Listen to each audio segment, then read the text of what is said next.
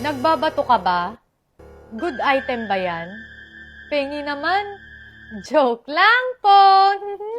Ang bato o shabu ay kilala din bilang methamphetamine hydrochloride, crystal meth, o kaya naman poor man's coke. Ito ay isang highly addictive na CNS stimulant. Ayon sa 2022 statistics ng Dangerous Drugs Board, ito pa din ang most commonly abused na drug sa Pilipinas.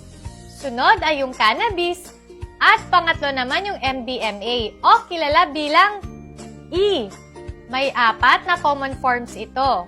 Una na dyan yung powdered meth. Ito yung madalas ini-snort, tinitake orally, o kaya naman ini-inject. Andyan din yung crystal meth. Ito yung pinaka-potent form ng drug. Ito yung madalas ini-smoke gamit yung pipe. Sunod naman yung liquid meth. Ito yung form na madalas ginagamit ng mga drug trafficker. Para matransport ito, naku! At nandyan din yung meth pills. Sobrang rare man, merong FDA-approved na drug na merong methamphetamine. Ang tawag dito ay Desoxyn. Ito ay ginagamit para sa ADHD at narcolepsy. Bakit nga ba nakaka-addict ito? Isa kasi sa pinaka-naapektuhan ng methamphetamine ay yung reward center ng mga brain natin. Masyado nitong napapataas yung level ng dopamine sa brain natin. At kapag nangyari ito, makakaranas ka ng extreme sense of euphoria, or happiness, or pleasure, or extreme high na hindi mo pa nararanasan kahit kailan. At dahil dito, gugustuhin mong balik-balikan yung naranasan mong experience dito. Anong mga short-term effects nito? Una na dyan, wakefulness. Diba mga hindi inaantok at di natutulog yan? Sunod, increased activity.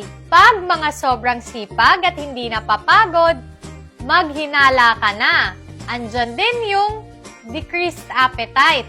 Mga walang gana kumain. Siyempre, andyan din yung euphoria o yung sense of well-being.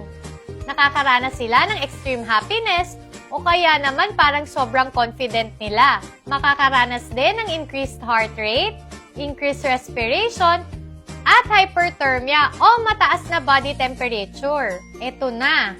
Ano nga bang mga long-term effects ng methamphetamine use? Siyempre, andyan yung addiction, anxiety, nagkakaroon din ng pagbabago sa brain structure at brain function natin. Nagkakaroon na din ng mga mood disturbances yung mga yan.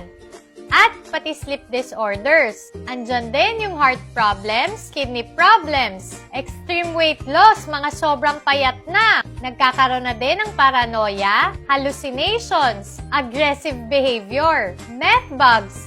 Ito yung sensation na parang may gumagapang sa mga balat nila. Kaya madalas, kamot sila ng kamot o kalikot ng kalikot sa mga balat nila. Andyan din yung meth mouth. Ito yung sobrang tooth decay at sirang mga gums. At marami sa mga yan, nagbebenta na ng mga gamit o kaya naman nagnanakaw na. Para masustain yung pagdodroga nila, naku! Ang tanong, hanggang kailan nga ba ito sa mga sistema natin? Yung half-life po ng meth, nasa around 6 to 15 hours. Ibig sabihin, nawawala na ito sa sistema natin within the day. Pero kung magpapa-urine test ka, pwede itong ma-detect hanggang 4 days. At kapag sa buhok naman, pwede itong ma-detect hanggang 3 buwan. Mahaba pa ang buhay at marami pang dahilan para maging masaya, hindi lang droga. At kung may kilala kang talamak na, tulungan mo. Huwag kang maki-join. Gets ba? Okay, ingat!